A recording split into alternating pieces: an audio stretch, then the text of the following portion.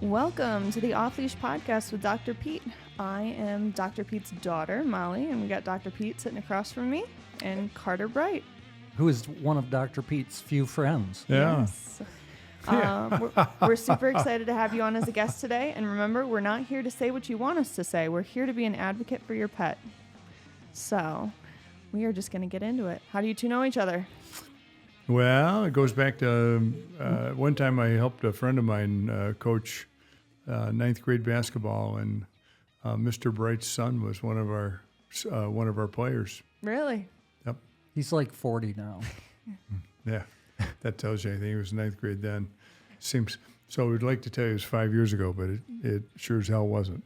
So anyway, out of that, Pete and Jeff Paradise invited me to come play basketball with them, and that's how this. What a lovely experience that was. Yeah. Well.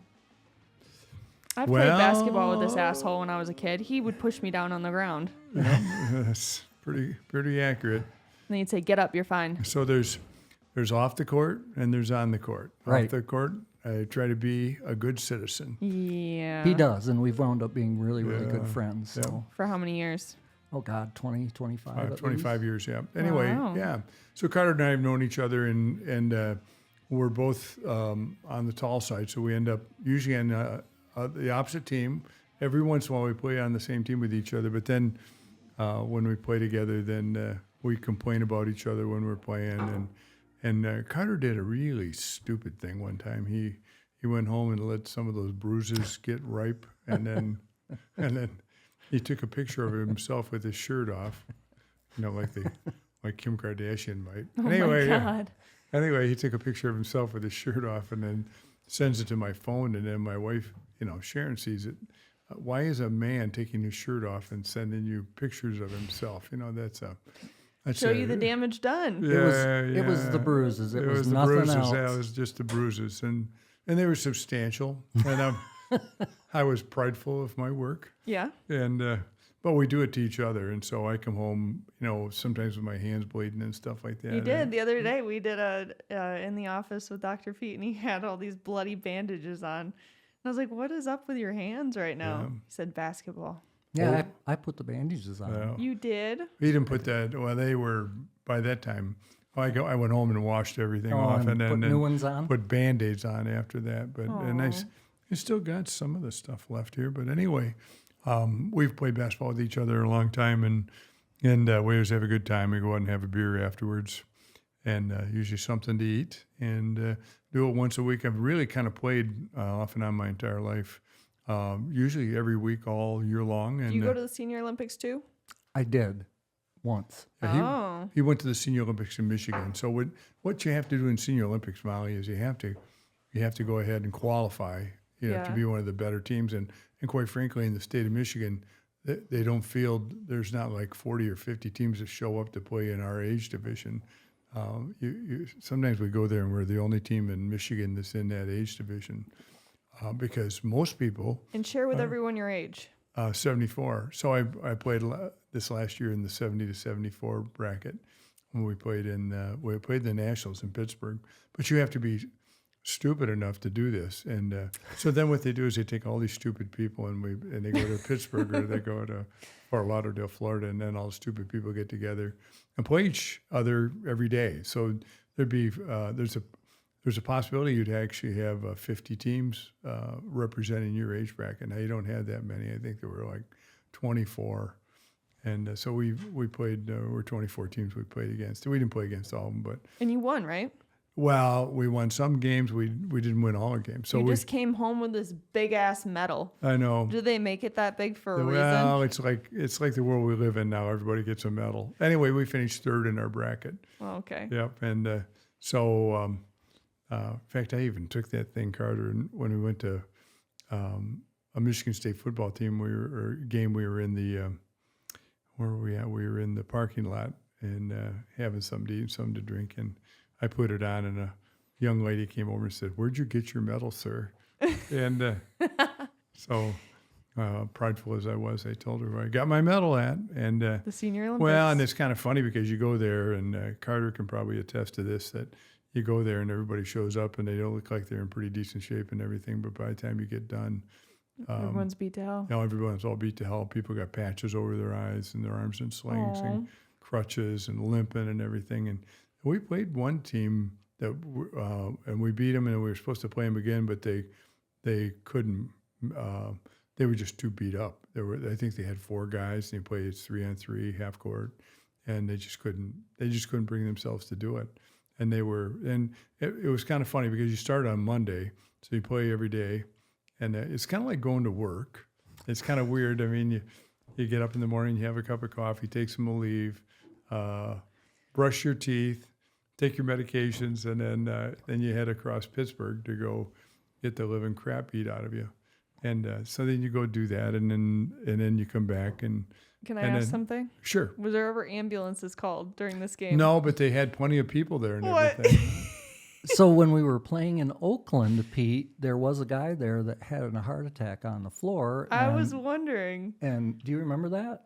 I don't think I played then. Yes, you were. You. It was a different age bracket. It was my age bracket. When you played in the Senior Olympics, I was not there because I was someplace, like I think I was Are you sure? Yeah, I think I was at Game Fest or something. Well, Game anyway. Fair. Game Fair, yeah. Anyway, there was a guy that had a heart attack when we were in Oakland. I was going to ask if for the the ambulance Michigans. is on call.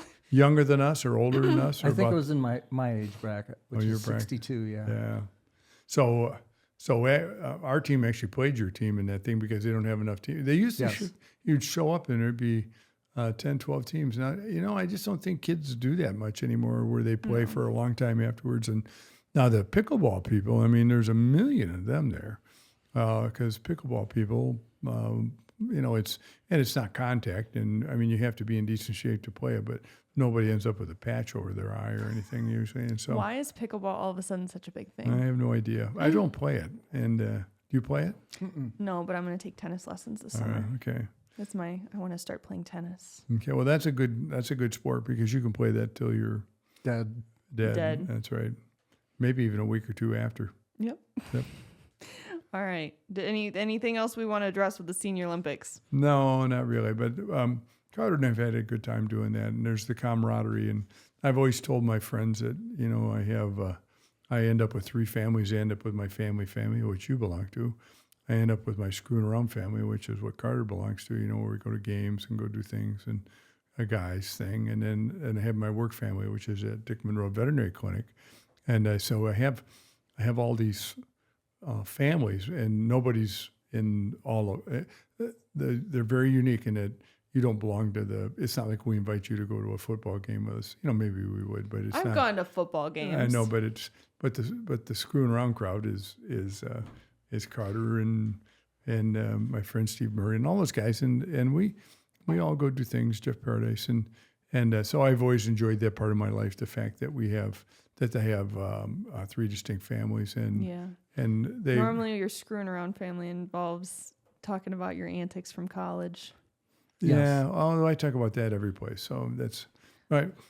Your brother came home from Michigan State. That's what he said. That's where I went to college, Michigan State. And he says, "Geez, Dad, you would have never graduated from there now because, well, for one thing, people got these things, these They phones. record everything. Yeah, they record. In my day, we just said, well, it might have been somebody that looked like me, but it sure as hell wasn't me.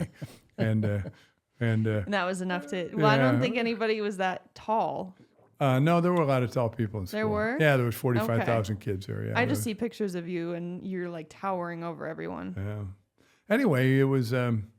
I've enjoyed that part of my life, and Carter's been that part of my life too. So we go talk and afterwards, we talk. Also, Pete, your work family has intersected because of Sure. my dogs being in a couple of studies and the ongoing problems that they have that you and I have talked about like a lot. Yeah. Sure.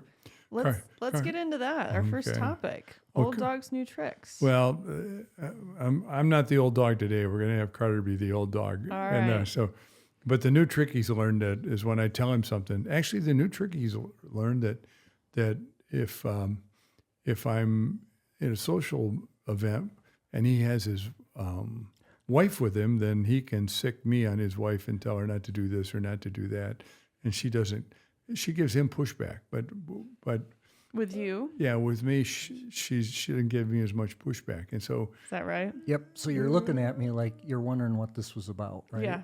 So what this was about is we have a little dachshund, and we have I love dachshunds. we have a little dachshund, and we have a labradoodle. He's slightly deranged, but he's still a nice dog. But she was feeding the dachshund canned food, and I was feeding, of course, Reggie the Voyager food. I have been for years, and everything's fine until he goes over there and licks the bowl after she's done. Okay. And I'm like, Jen, he's picking up whatever through this bowl. There's no food left. I'm like, that doesn't matter. There's still protein in there. Yeah, and they there's- lick the protein up. So one Christmas party, we were out at your dad's, and I'm like, Pete, go tell Jen what's up with this. So then he's like, well, you're allergic to poison ivy, right, Jen? Yeah. Well, how much poison ivy do you need to touch before you have a reaction? I mean, it doesn't take much, right? Mm-hmm. And she goes, yep. And he goes, it's the same principle with the little dog's dish. So guess what happened after that? She stopped doing it. She stopped She letting the did. dog lick the bowl. She did. And she was, she wasn't mad, but she was just like, I can't believe you were right.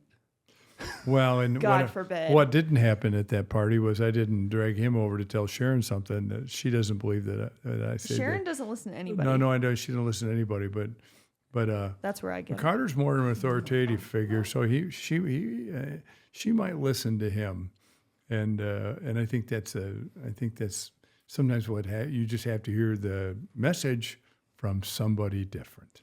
Well, I've said to Sharon once or twice, I'm like, Sharon, that sounds like a bad idea. And just let it go. Just let it go. Sharon doesn't listen to anything. Nope, she has to have personal pain inflicted, and then she's like, It's Sharon's way or the got highway. We got a thing going right now, and I'm like, oh, she had the What's the thing going right now? Tell me. well, that thing with your deck, and Oh, yeah. and she So we hired some people to fix. Maybe I shouldn't say this because I don't know who's listening. but the deck was not. well, let's just make it a installed name. properly. Yeah, and Sharon knew it wasn't being installed properly, but then she paid for it, and that's what I told her. I said, okay, sweetheart. I mean, you knew it wasn't done right, correct? And then you paid for it. Why did you do that? I don't know. And then she had somebody come over the house and say, yeah, it wasn't done right. Well, Right. now she thinks she needs to get her money back and have the guy pay her some money back so she can get it fixed right. And it's like, Good luck. well, I think that's right. I think that's right, Sharon. But this involves, this guy has your money, and I don't think this is going to work out that well. But this is how she does it. She comes over, and she's like, "You need to get your deck replaced." I'm like, "Yeah, down the line." And then like the next day, she has people over looking at the deck. I know. And I just think it's so funny. It's I'm telling her like, no, I'm gonna wait, and then it's her way or the highway. Which I mean I appreciate her helping out with the deck, but So here's the way it works. In sickness and in health, now she's only got 1.5 hands. in delusion. And delusion, yeah. And then for richer, for poor, that's kind of turned out up and down on that. And so, for better, for worse, that's the part I'm having a problem with, is that, okay, there's got to be some better. I think you needed to add into your vows and delusion or clarity. Yeah, because, it's like, I don't know. I mean, hey, listen, the world's like this a little bit, where people do stuff and then try to figure out what they did wrong. We had that with clients. Clients would call and say, well, I did this to my dog or with my dog. And I'm like, yes. Did you have some angst about this when you did it, wondering if this was the right thing? Yes. But you did it anyway? Yes. Did you call and ask if it was okay? No. But now we got to go ahead and fix it. And Carter's been an unusual client because he's had, I think, 3 dogs that have had food allergies. Two, okay. Food allergies are hard, Yeah. Yep, a golden and the especially labradoodle. because if you just drop any type of food, especially, and I mean it's instant. I felt so bad. Ben had his dog in one day, and I think I dropped a Cheez-It on the floor, and the dog ate it. And then the very next day, he's like, my dog has an allergic reaction. I was like, oh no. Well, and that's the other thing I learned just a couple weeks ago. We had a large family gathering at the house, and we had kids. I kept the dogs outside because I didn't want them going up and snatching a cookie out of one of the kids' hands. But I completely forgot about all the stuff that falls on the floor. Yeah. And then this Labradoodle is Mr. Hoover, and then 2 days later, I'm calling your dad and saying, hey, can I get an injection of Kenalog to calm this down? And then we bring him in. And Do you have counter surfers? no, No, that's good. the first dog did. He ate Yeah. he ate a whole cherry pie one day. Ooh. Well, and I think that's the one thing that people think, well, if I don't feed him anything the next day, this won't turn into anything. Well, that's not true. Doesn't work like Yeah, that. these are at all. these are always type 4 allergic reactions with food, which means they're delayed sensitivities. Means whatever happens on Sunday, but the signs and symptoms don't show up till Tuesday or Wednesday. And I think that's the thing. And really, your wife's allergic to poison ivy. She knows that when she gets in poison ivy, she's SOL in 2 or 3 days. And that it isn't like, well, I just won't get into poison ivy again this week and I'll be fine. No. You know, you're going to be a mess for 2 or 3 weeks. And I don't know if I've ever told this story before, but I got into poison ivy real bad as a kid. And I had a leg. I mean, that was the worst summer I ever had as a kid. And most of my summers were pretty good, but this one sure wasn't.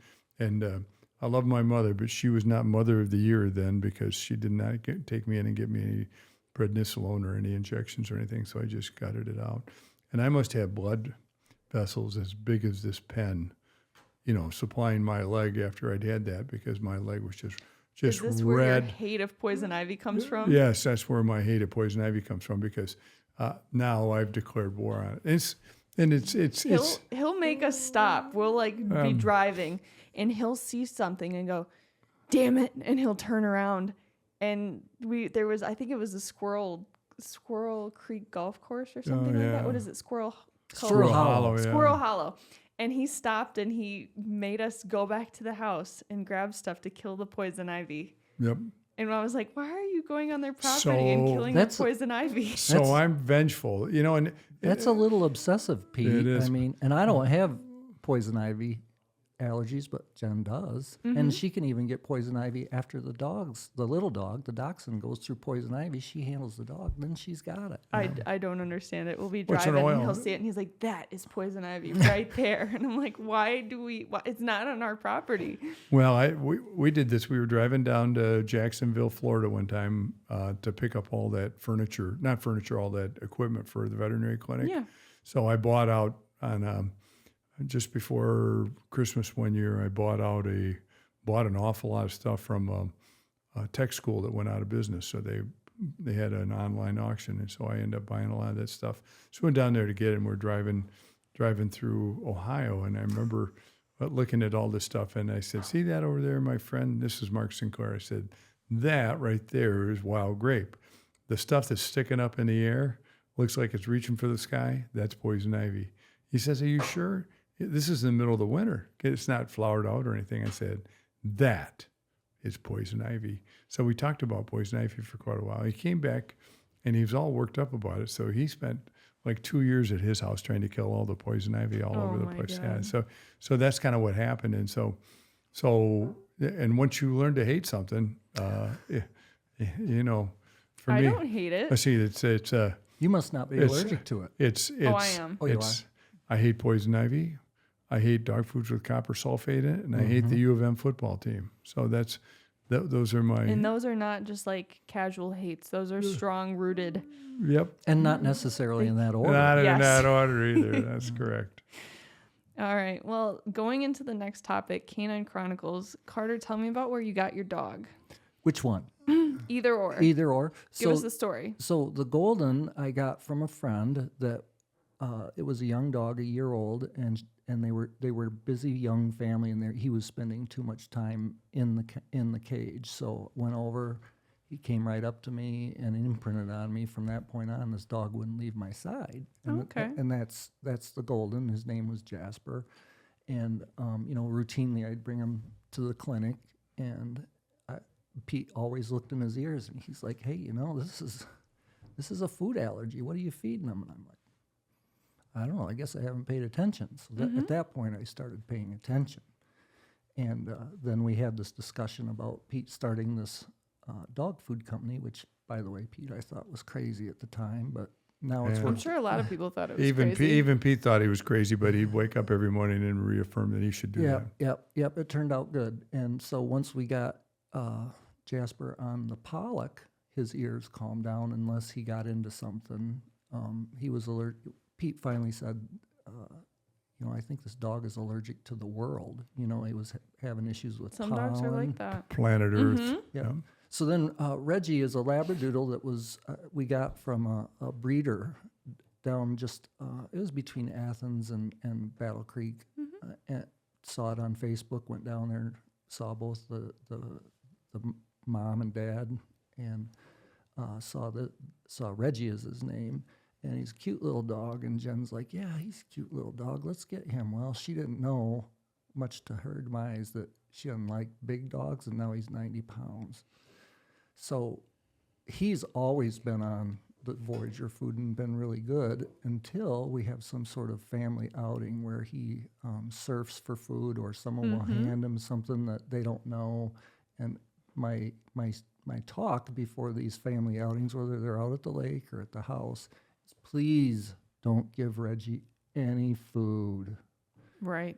You can give him a carrot, you can give him an apple, but don't give him any buns, cookies, crackers, any of that stuff, because then I pay for it for about 2 weeks, because he shakes his head nonstop. Or your relatives will give him I only gave him a baby carrot with ranch dressing. Oh, on that's it. not good, yeah. That's not good, because that has milk in it. And dairy products and beef are the two worst. And I think wheat comes in a third.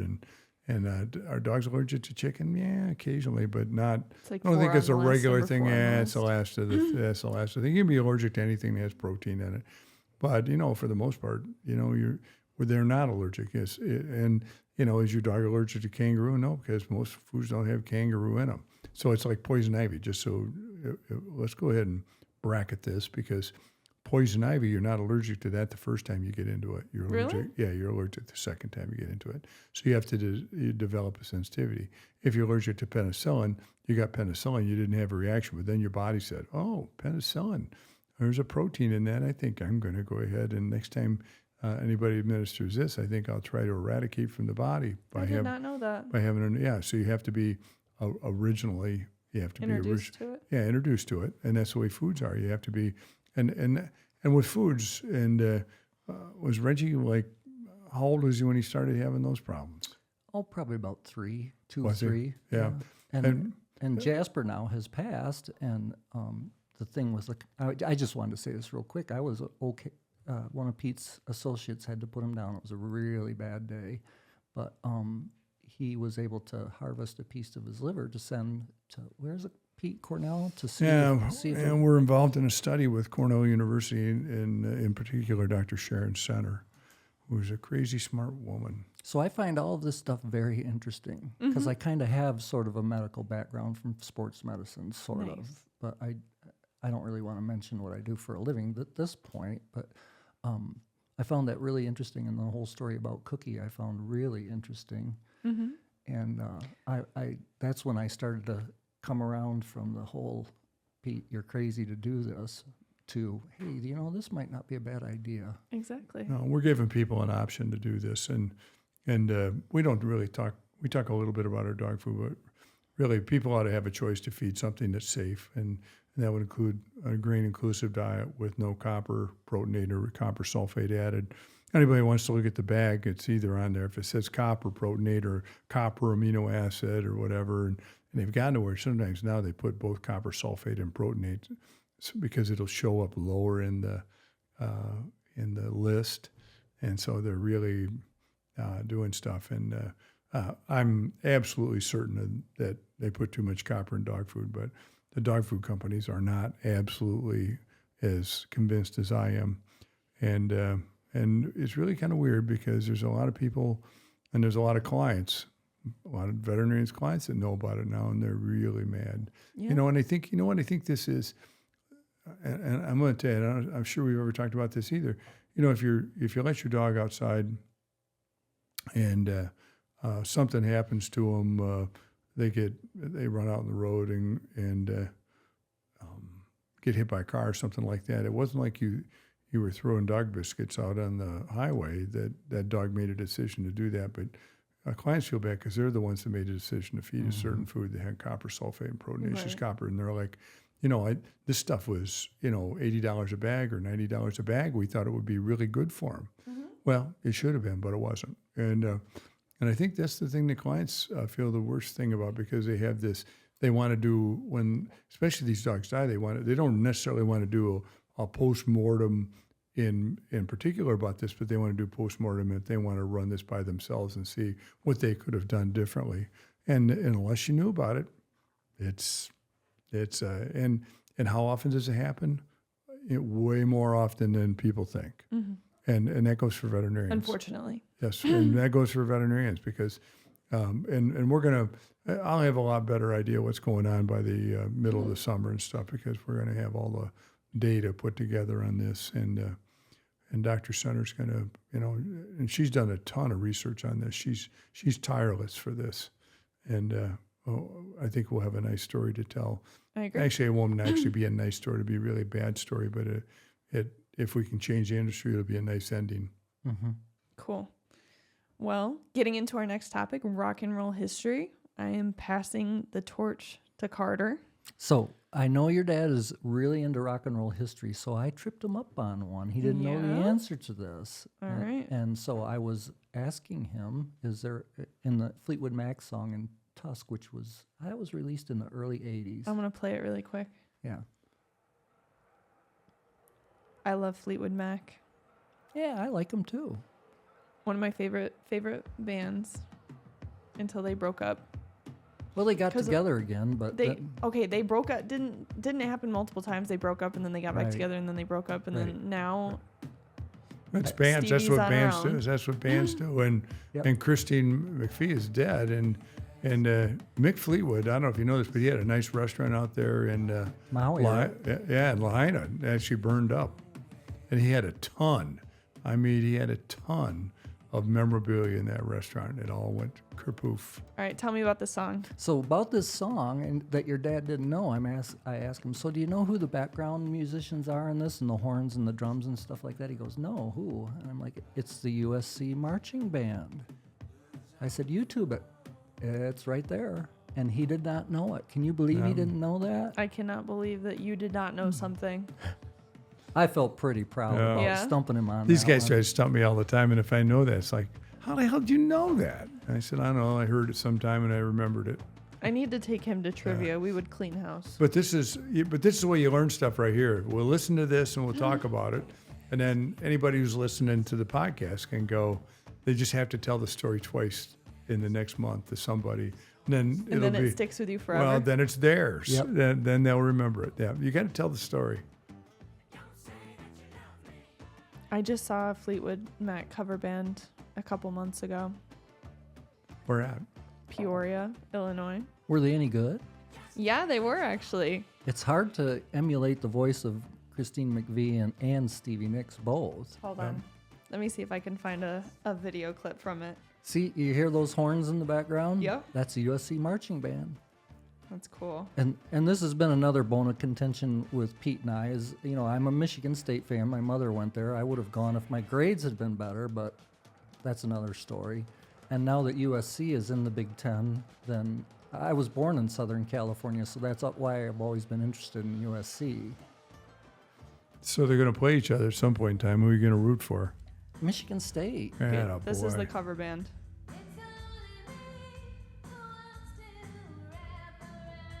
Oh, that's good. That sounds, it sounds just like her. I thought it was really good. Yeah, kind of a husky voice, yeah. Even kind of looks like her. Oh yeah, definitely wore the same clothing and everything. People were getting wild at that show. How long did they play? Like an hour. It would have been a good time. Yeah, they had some good ones. Well, they're getting a lot more of that stuff. Tribute bands. They have a Journey tribute band, and ZZ Top tribute bands Yep. and stuff like that. I wonder if she's going to be any good. She's coming, Stevie Nicks is coming to Grand Rapids Yeah. in a month, I think. Well, you know, all of your dad and I's bands are get like the Rolling Stones are in their 80s. I know. Charlie Watts is dead. I can't believe Keith Richards is not dead. Well, he must have good genes. He doesn't look that hot. Nope. All right. Any other rock and roll history that we want to cover? No, not really. I think that was good. I deferred to Carter today, so So now you got to tell So that I s- story 2 times and Yeah. you'll remember it. yes, I will. Well, he and I have already talked about it, and I didn't remember the song, but I do now that I hear it. So anyway, Okay. so I'll tell it 2 times, and that's really the way I believe it or not. That's how we do it in veterinary medicine. You know, you go to a meeting, and they'll tell you about something. I used to do this. I go to a convention, and then I'd take notes, and sometimes I'd even buy the tapes or tapes or CDs or whatever where you would listen to, and now it's thumb drive, where you would listen to the speaker do his thing all over again, and then you'd mark this out and you'd write it down, and then when that case showed up, you'd sort of explain it to him verbatim from what you learned. And then you'd have to see that case one more time. Now you've seen it twice, and you've regurgitated the story. And twice. And here's the deal: you get better at regurgitating the story the more times you do it. Mm-hmm. And in fact, sometimes that's I think that's really a fault of veterinarians. Sometimes if we got to talk about fleas and ticks, it's like, oh Jesus, do I have to talk about this crap again? Well, no, it's what you're hired to do, man. You're selling information and peace of mind. I can't get over how important that is. And it has to be in that order, information. And then you have to wrap it all up in a bow and say, okay, you should feel better about what you're doing because we've given you enough information. You make the correct decision on what you're going to do with your dog or your cat for that matter. And then you have information and peace of mind. But what happens is sometimes we get so tired of doing the story over and over and over again.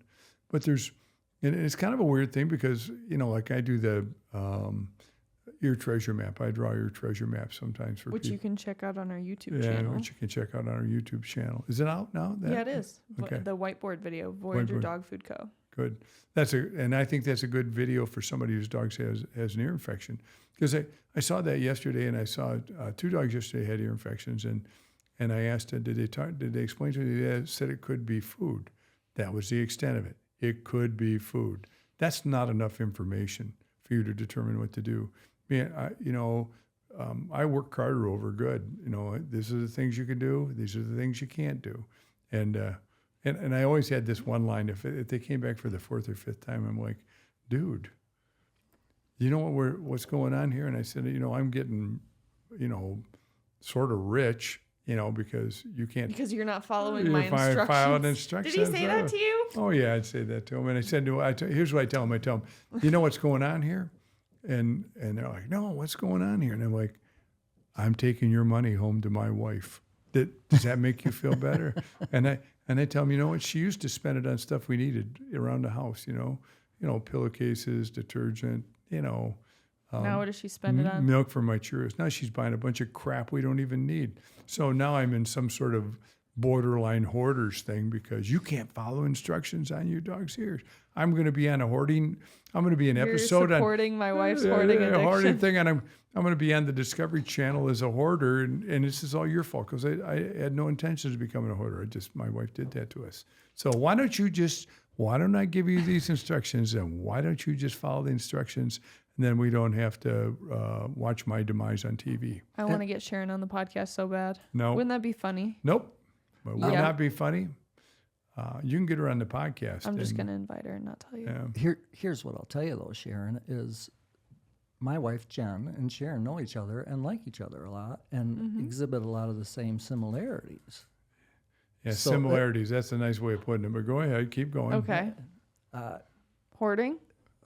Well, I don't call it hoarding. She calls it, I need to change the look of things every so often. Oh, my God. That's Sharon to a T. Freshen it up a little bit. Oh, yeah. Jen loves coming to your house to see what new things Sharon has done. Well, and they go to each Every other's Christmas. place, and then they get ideas. then they get and then ideas they fester and- together. yeah, and they're trying to then they try to outdo Yep. each other, Yep. and then I do have to lick a lot of ears because that's what she's going to do now. So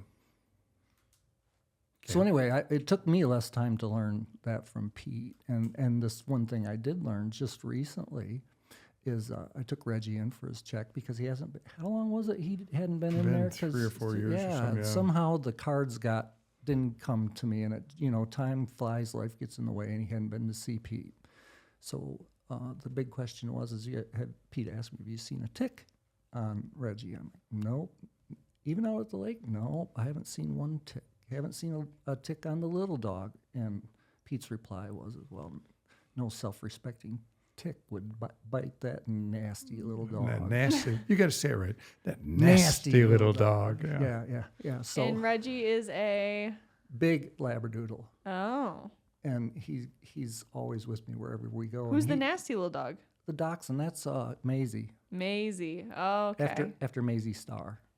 So, I like that. Not the U of M football team. Right. No, not at all. So, I thought we were all done with everything. He got a heartworm check, and your dad and I were talking, and he goes, I think we should just check him for Lyme disease, even though you haven't found a tick. I think you should. So guess what? Lyme disease? He has it. No. Bosco has Lyme disease. Yep. Our brown idiot. Yep. And I've Our been Boykin Spaniel. And just to let you know, Pete, I've been very vigilant on giving him his medicine. Boy, because you have to give it for 25 days or something like that. All right, so what happens if you have a dog that's diagnosed with Lyme disease? They put them on doxycycline, And then they just have it forever. well, they don't have it forever necessarily. So it's a 'Cause bacterial. People have it forever? You had a hard time getting rid of it in people. There's no question Oh, about it. Yep. I thought it was the same with dogs. Dogs- They just have it forever. No, they don't tend to really reoccur that often. Most of them do fairly well. They may harbor the antibodies, but it's a bacterial thing, and so you have to always remember in your mind, if you get a viral disease, that you may have lifelong immunity conferred. With a bacterial thing, it's not lifelong immunity. It's fairly temporary. So they're almost like flashcards. So 3 times 7 is 21. Easy to remember. 17 times 24, not so much. So that's the bacterial thing. That's hard to remember. So there's things in life that are hard to remember, and there's things in life that are easy to remember. Your body has to remember, and so it's easy for your body to remember viral things. I always thought, too, that Lyme disease was a virus, and it's your dad said, bacteria. no, it's a bacteria. Yep. Because I asked, why are you giving them antibiotics if it's a virus? It's not a virus. No. So I'm like, okay. Do you know how this all works? What the tick does? The tick gets on you and gets up as close to your mouth or nose as they can. Then they Mine? Like humans? Yeah. So they'll try to get as close to where the CO2 is. Why? Okay. Because that's what attracts them. That's what attracts them. Yeah. So they get up there and they drill a hole, and they start sucking blood out. And they'll suck blood, and they suck it into their mouth, and then they swirl it around in their sputum and then stick it back in with the topical anesthetic and a little bit of heparin to make it go back and forth faster. So then what they're doing to the poor dog is they're sticking that Borrelia back into the dog when they regurgitate in. So, and then as they fill up with blood, they do this over and over again. And finally, they put enough. If the tick's attached for a couple of days, they get enough of that Borrelia in there for your dog to have a reaction Okay. and actually get the Lyme disease. So the biggest thing to do is, now what we normally use, we use the drug we really like is Simparica, Brevecto, those soxylator drugs. And the minute they suck it in, before they're allowed to go ahead and regurgitate it back in, they usually kind of shrivel up and die. And so it works really well in that regards. And we have not had much tolerance with this. Are we going to get tolerance with these soxylator drugs? It's possible. I'm not sure it'll occur in my lifetime, but everything we've ever used worked, and then it didn't. Then we Right. got something else, and it worked, and then it didn't. And that's how it's going to continue till the dawn of time. Probably. Well, and I found that Jasper was in one of your dad's studies, and I got the control, and his symptoms were much, much better on that particular drug versus the one that had already been Mm-hmm. approved by the. And we're talking about Apoquel, the Yeah, Janus kinase inhibitor. So other people are working on other stuff. I didn't want to mention the name, but No, it's all right. It's the only Janus kinase inhibitor out there right now. yeah. So So what they do is they work it against. They have something really good that works, and they compare it to that. Yep. and this worked. The study, the control worked amazing. So Yep. What we don't know is what are the side effects. Are there any side effects, and how frequent are they? And so we put a number of dogs on this, but you got to put hundreds of dogs on this. We put To see it. probably result. 50 dogs on this. Yeah. So Right. yeah, you have to wait till you get this back. You have to wait till you get this back, and do the whole thing. Exactly. Well, do you think that you're going to get any more dogs in the near future? probably not. Yeah, just sticking with the 2 that you got right now. Yeah. Right now for those 2, Reggie's 5, so he's a big dog. I'm hoping he sticks around till he's at least 12. And I've already been told I can't get another big dog, but that's another day, right? I like bigger dogs. I like. We'll have another Christmas party, and you Yeah. can bring Jen, and I'll straighten her out on that too. Okay. He loves the water.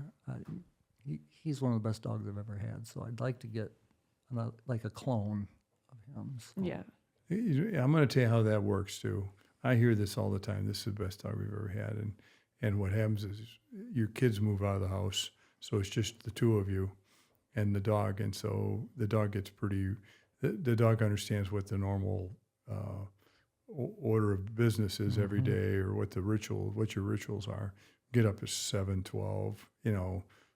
Have orange juice at 7:14. Make coffee at 7:15. That sort of stuff. Mm-hmm. So that they become so used to how everything is, and there's no chaos anymore because the kids are gone. So it isn't like the kids got friends over, and you have to leave tonight to go to a basketball game or a wrestling meet or something like that. So everything tends to be, and I think people do this. They'll do this. Oh, what do you do? Well, we go out to Buffalo Wild Wings on Thursday night because it's buy one, get one free on the wings. So they have this routine, and the dogs understand the routine. And the people think that dogs aren't that smart, but they're that smart. Oh, I live alone. They're that and smart. My dogs, every morning I wake up at about 5:30, 6 o'clock. And before my alarm goes off, my dogs will get up and kind of like move closer to me and paw at me. Mhm. And I'm like, it's so weird that they know that. Sure. And there have been days where my alarm hasn't gone off, but the dogs get up and they paw at the same time every day. Yeah, Reggie occasionally does that, but when the alarm does go off, he's like up and shaking, and I can't go back to sleep because he wants to go down, and he gets his food. I get my coffee, and Yeah, I would 100% rely on my dogs to wake me up in the morning, if not for an alarm, because they know exactly what time every day. Yep. Very smart animals. They're Well- sleeping underneath the desk right now. Well, when I was at the veterinary clinic, we had when I talked about Bandit, and he knew exactly when lunchtime was at 11:45. He started to look, are we leaving yet? Are we leaving yet for lunch? They know. Yeah. They know. Yep. Well, Carter, it was wonderful having you on today. Is there any other topics that we want to cover before we wrap it up? I don't think so. No, otherwise, we both, when we play basketball together, we beat the snot out of each other, and then we go,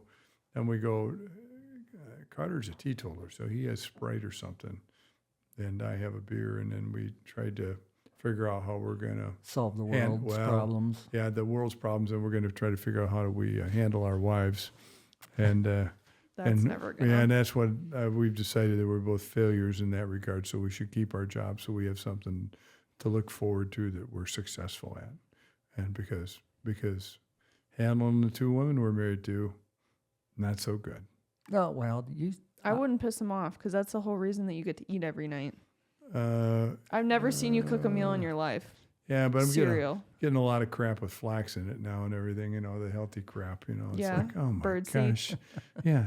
Well, this is she, and that's true. I mean, she made really good homemade bread and stuff. Now she's starting to put nonsense in there, and the To make it healthier. To make it healthier, yeah.